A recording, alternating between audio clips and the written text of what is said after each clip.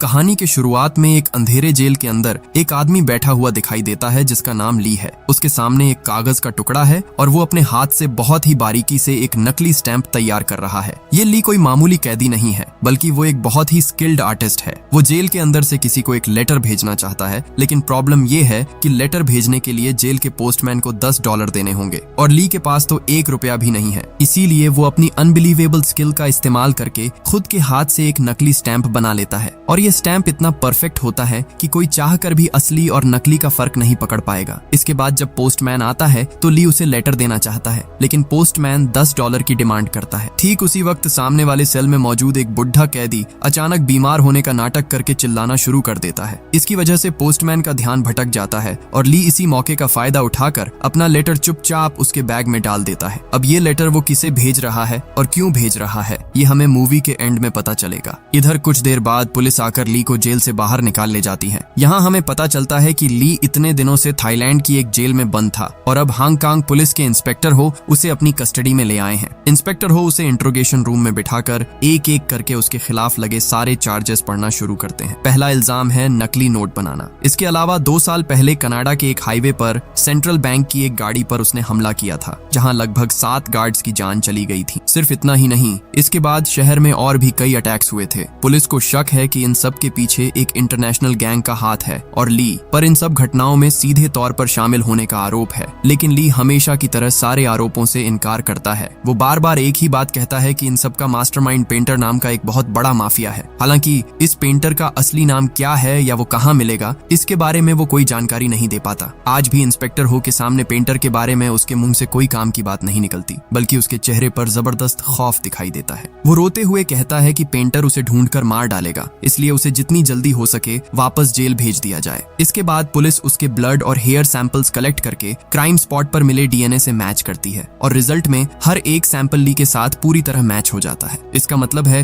कि उसका जुर्म अब दिन के उजाले की तरह साफ हो चुका है। पुलिस दोबारा उसे सच कबूल करने के लिए प्रेशर डालती रहती है, लेकिन हर बार की तरह इस बार भी ली सब कुछ मानने से इनकार कर देता है। ठीक इसी वक्त पुलिस स्टेशन के बाहर युवान नाम की एक लड़की इंतजार कर रही थी। वह अपने लॉयर को लेकर आई है ताकि ली की बेल करवाई जा सके, लेकिन पुलिस उसे साफ मना कर देती है कि ली कई बड़े केसेस का बहुत ही इंपॉर्टेंट गवाह है, इसलिए उसकी बेल किसी भी हाल में मुमकिन नहीं होगी। हालांकि पुलिस एक शर्त रखती है, अगर ली पेंटर की असली पहचान बता देता है तभी उसकी जमानत के बारे में सोचा जाएगा। तब युवान खुद ली के पास जाकर उसे सब कुछ सच सच बताने की रिक्वेस्ट करती है और ली उसी पल अपना मुंह खोलता है और पास्ट की उन घटनाओं को बताना शुरू करता है। अब सीन कट होकर कई साल पहले के वक्त में चला जाता है। यहाँ हम ली और युवान को पहली बार देखते हैं। वे दोनों आर्टिस्ट थे और दोनों ही बहुत शानदार पेंटिंग्स बनाते थे। आर्ट के जरिए वे धीरे धीरे एक दूसरे के करीब आ जाते हैं और उनके बीच प्यार हो जाता है। लेकिन उन दोनों में एक बहुत बड़ा फर्क था। युवान एक क्रिएटिव आर्टिस्ट थी जो अपने यूनिक स्टाइल में ओरिजिनल पेंटिंग्स बनाती थी, जबकि ली कोई ओरिजिनल काम नहीं करता था। वह बस मशहूर आर्टिस्ट्स की पेंटिंग्स को हूबहू कॉपी कर लेता था। उसकी कॉपी करने की काबिलियत सच में अनबिलीवेबल थी, लेकिन दिक्कत ये थी कि इन डुप्लीकेट पेंटिंग्स में किसी का कोई इंटरेस्ट नहीं था। अब यही कॉपी करने की ताकत आगे चलकर उसे एक खतरनाक रास्ते पर ले जाएगी। एक दिन लुक नाम का एक आर्ट गैलरी मालिक उनकी पेंटिंग्स देखने आता है। वह युवान का काम देखकर इम्प्रेस हो जाता है और सारी पेंटिंग्स खरीदना चाहता है, लेकिन उसे ली की पेंटिंग्स बिल्कुल पसंद नहीं आती क्योंकि वे दूसरों के काम की कॉपी थी। लुक उन्हें अपनी एग्जीबिशन में रखने से मना कर देता है। तब युवान जोर देकर कहती है कि या तो उसे सारी पेंटिंग्स एक साथ खरीदनी होंगी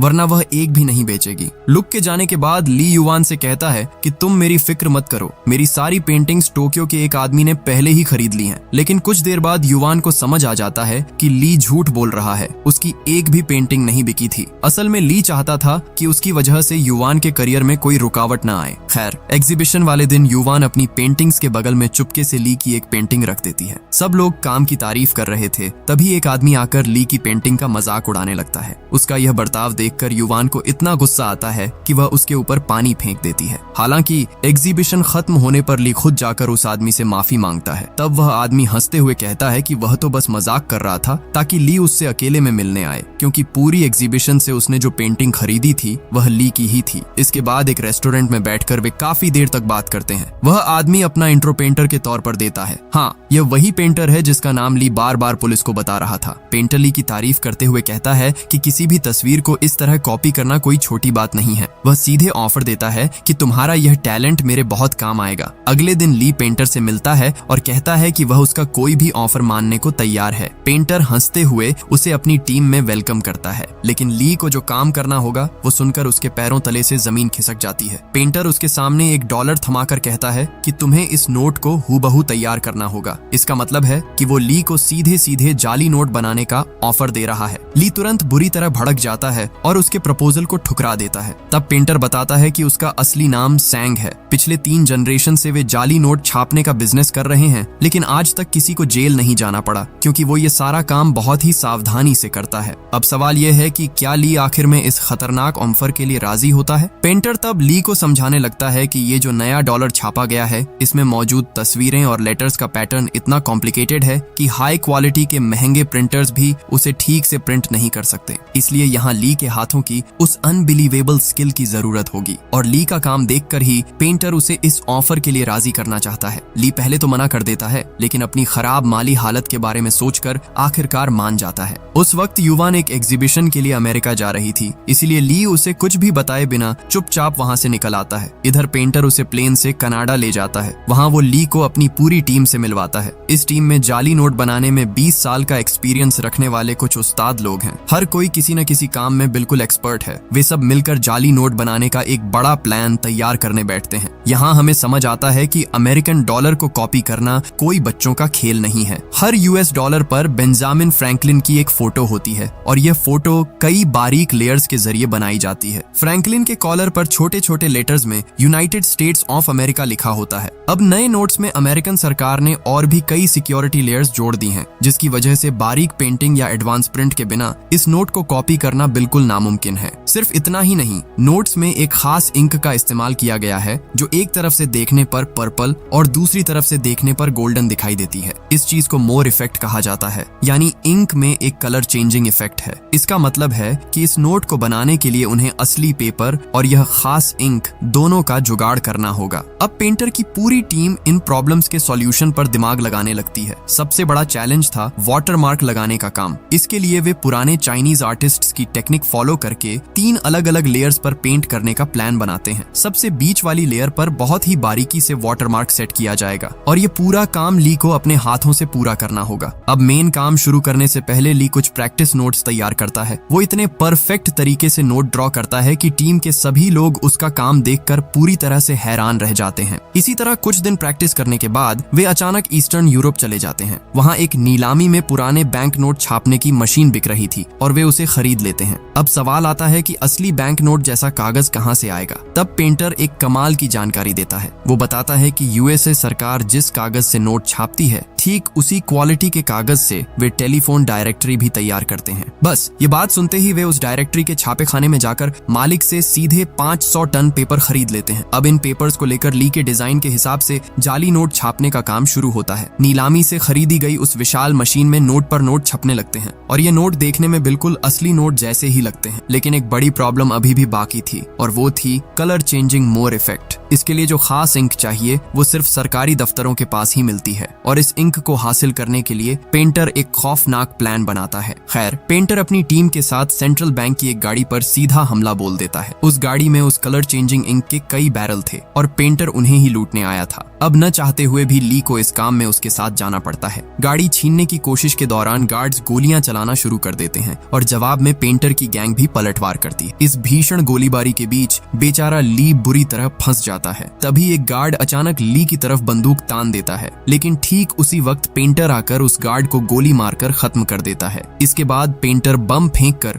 दूर की एक गाड़ी को उड़ा देता है, जिसकी वजह से बाकी गार्ड्स भी मारे जाते हैं। फिर वे इंक के बैरल लूटकर तेजी से वहां से रफू चक्कर हो जाते हैं। लेकिन इतने सब के बीच पहली बार पेंटर का ऐसा हिंसक रूप देखकर ली के अंदर रूह कांप जाती है। अब तक डरते डरते जाली नोट तो बना रहा था, लेकिन उसने कभी नहीं सोचा था कि उसे खून खराबे में भी शामिल होना पड़ेगा। पर अब वो एक ऐसे दलदल में फंस चुका था जहां से बाहर निकलने का कोई रास्ता नहीं था। इधर मोर इफेक्ट वाली इंक लाने के बाद वे उसे प्रिंटर में लगाकर दोबारा नोट छापना शुरू करते हैं और अब जो नोट बाहर निकलते हैं उन हर एक नोट में असली नोट की तरह ही कलर चेंजिंग इफेक्ट दिखाई देता है। ये नजारा देखकर पूरी टीम खुशी से उछलने लगती है, क्योंकि उन्होंने कुछ ऐसा बना लिया था जिसे असली नोट से अलग करना नामुमकिन था। लेकिन ली अंदर ही अंदर बहुत ज्यादा गिल्ट महसूस कर रहा था। वह पेंटर से पूछता है कि जब यह इंक खत्म हो जाएगी तो क्या फिर से लोगों को मारकर इंक लानी होगी? इससे बेहतर है कि मैं खुद यह इंक बनाने की कोशिश करके देखूं, लेकिन पेंटर उसकी बात सुनकर उसे जोर से झिड़क देता है और चुप करा देता है। अब पेंटर के ऑर्डर पर उसके लोग सूटकेस में भरकर जाली नोट अलग अलग देशों में स्मगल करना शुरू कर देते हैं। इस तरह उनका जाली नोटों का साम्राज्य दिनों दिन बढ़ता जाता है, लेकिन पुलिस को पहले ही उनकी हरकतों की भनक लग चुकी है। विंग नाम के एक अंडरकवर पुलिस ऑफिसर को इस केस की इन्वेस्टिगेशन की जिम्मेदारी दी जाती है। यह विंग इंस्पेक्टर हो के साथ मिलकर पेंटर की गैंग की मूवमेंट को फॉलो करना शुरू करता है। फिर एक खरीदार का भेस बदलकर वे सीधे गैंग के मेंबर्स से मिलने जाते हैं। यहाँ पेंटर के लोग समंदर के बीच एक नाव पर पार्टी कर रहे थे। हालांकि पेंटर और ली वहाँ मौजूद नहीं थे।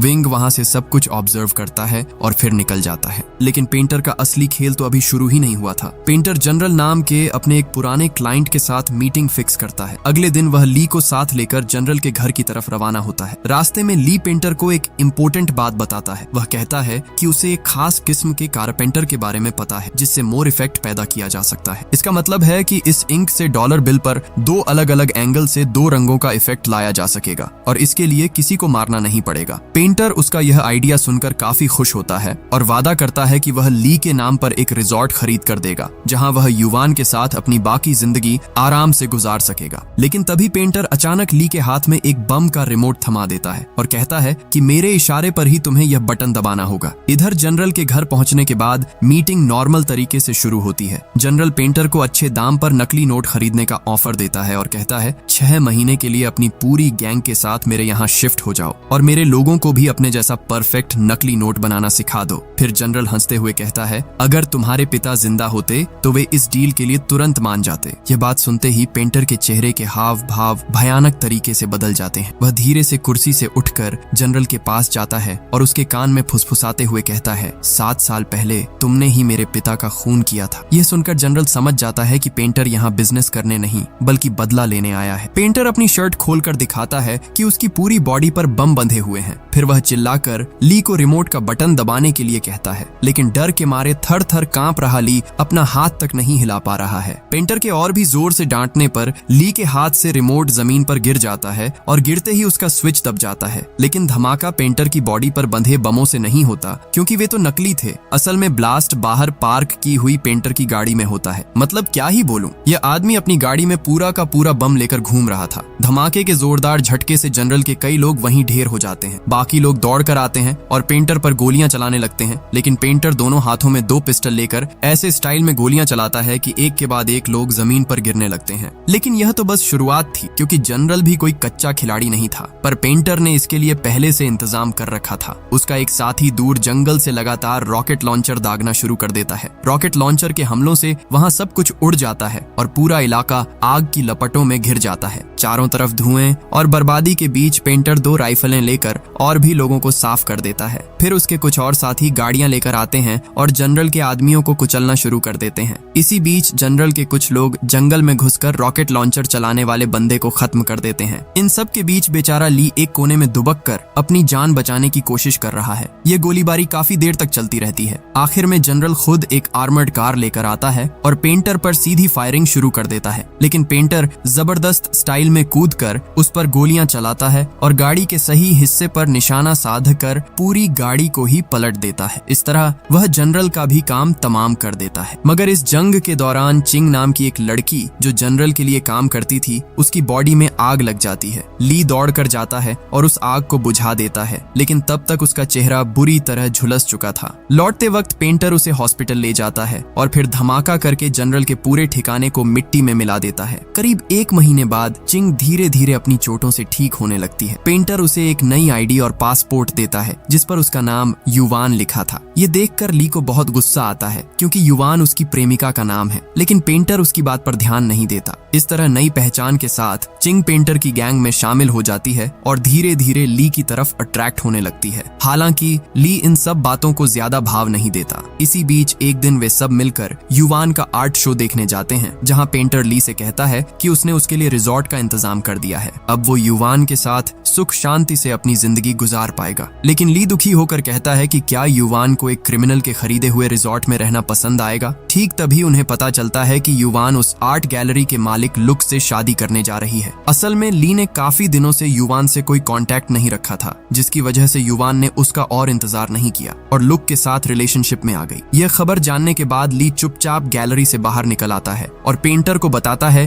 कि वह और चिंग अब यह गैंग छोड़ना चाहते हैं। पेंटर बुरी तरह भड़क कर उसे गालियां देता है और कहता है कि इंक बनाने का काम खत्म करके ही वह यहाँ से जा सकता है। इधर वह अंडरकवर ऑफिसर विंग अब भेस बदलकर सीधे पेंटर से मिलना चाहता है, लेकिन पेंटर के मन में पहले से ही शक था। वह छानबीन करके पता लगाता है कि अंकल यान नाम के उसके एक गैंग मेंबर ने एक घड़ी खरीदी है और उसे खरीदने के लिए उसने उनके अपने बनाए हुए जाली नोटों का इस्तेमाल किया है, जबकि पेंटर की गैंग का सख्त रूल है कि कोई भी खुद के जाली नोटों से कुछ भी नहीं खरीदेगा। इसका मतलब था कि यान ने रूल्स तोड़े हैं और उसकी इसी गलती की वजह से पुलिस को उनकी हरकतों का पता चल गया है। इसी वजह से पेंटर यान को सजा देना चाहता है। यान उसके सामने गिरकर गिड़गिड़ाने लगता है और अपनी पत्नी और बेटी की जान की भीख मांगता है, क्योंकि पेंटर का एक और खौफनाक नियम है, अगर कोई गलती करता है तो उसके परिवार को भी खत्म कर दिया जाता है। लेकिन पेंटर यान की रोने धोने वाली बातों पर ध्यान नहीं देता और ठंडे दिमाग से सीधे उसे गोली मार देता है। यह बेरहम कत्ल देखकर ली खुद पर काबू नहीं रख पाता। वह तुरंत पेंटर पर झपट पड़ता है, लेकिन पेंटर उसके कान के पास से गोली चला देता है और उसके चेहरे पर एक जोर का मुक्का जड़ देता है। इधर विंग दोबारा भेस बदलकर पेंटर से मिलने आता है, लेकिन पेंटर को उसके सारे प्लान पहले से पता थे, इसलिए बात करने के दौरान वह अचानक ली से कहता है कि वह विंग को गोली मार दे। लेकिन इस बार भी ली अपनी जगह से हिल नहीं पाता। आखिर में पेंटर खुद ही विंग को गोली मारकर खत्म कर देता है। इसके बाद वह ली पर और भी ज्यादा भड़क जाता है और उसके सामने कुछ ऐसा रिवील करता है जिसे सुनकर ली के पूरे शरीर में ठंडी लहर दौड़ जाती है। पेंटर दिखाता है कि उसने युवान और उसके होने वाले पति लुक को इस वक्त बंधक बना रखा है, यानी इस आदमी ने किसी तरह युवान और लुक को किडनैप कर लिया था, सिर्फ ली को ब्लैकमेल करने के लिए। पेंटर ली को सीधे लुक पर गोली चलाने के लिए कहता है, लेकिन ली इसके लिए बिल्कुल राजी नहीं होता। वह उल्टा पेंटर पर ही पिस्तौल तान देता है। इसी दौरान ट्रिगर दबने से अंधाधुंध गोलियां चलती हैं, जिसमें लुक मारा जाता है। इसके बाद पेंटर और ली के बीच एक जबरदस्त गन फाइट शुरू हो जाती है। इसी दौरान चिंग आकर पेंटर के आदमियों को एक के बाद एक खत्म करने लगती है। आखिर में ली सीधे पेंटर के सीने में गोली मारकर उसे भी खत्म कर देता है। इधर ली युवान को बचाना चाहता है, लेकिन चिंग युवान को जान से मारने की धमकी देकर उसे रोक देती है। असल में चिंग ली की तरफ काफी अट्रैक्ट हो गई थी, इसलिए वह किसी भी हाल में युवान को ली के पास नहीं जाने देना चाहती थी। ली के पास और कोई रास्ता नहीं बचता, इसलिए वह युवान को वहीं छोड़कर वहां से निकलने पर मजबूर हो जाता है। इसके बाद वह पैसों का बैग लेकर उसी रिजॉर्ट में चला जाता है जो पेंटर ने उसके लिए खरीदा था। अगली सुबह ली अखबार में पढ़ता है कि पुलिस को पेंटर की डेड बॉडी नहीं मिली है। तब उसके दिमाग में एक ही ख्याल आता है कि शायद पेंटर मरा नहीं है और वह युवान को मारकर बदला लेगा। इसलिए ली युवान को बचाने के लिए तेजी से निकलता है, लेकिन इसी बीच रास्ते में पुलिस आकर उसे अरेस्ट कर लेती है।